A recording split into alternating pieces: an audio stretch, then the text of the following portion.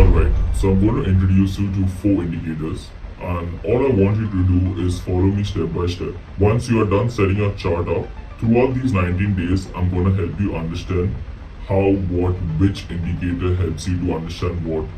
Based on what indicator did we enter the trade, how was the trend, and so forth. So let's get into the charts. Okay, so here's the chart. To the bottom left corner, you will see 4 buttons. I want to click on the last one, which looks like a compass.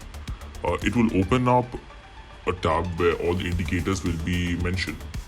The first indicator I wanted to choose is Bollinger Bands, and I wanted to set the period to 20 and the deviation to 2.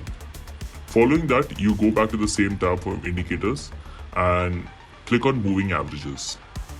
The first moving average is of a period 2, and it's a simple moving average, which is SMA, and make sure the color is yellow. The next moving average I want you to add is the same moving average, simple moving average of 5. The period should be 5, and this time make sure this is of the color purple. Then we have the final indicator, which is RSI. So if you see RSI, it's a bit down in comparison to the other indicators on top. Once you click on it, you do not have to change anything. Everything is default, and that's it. So if you have done setting up your chart, you're all set, and you could go through the following days and understand how these indicators are going to help you make money. So yeah, see you soon.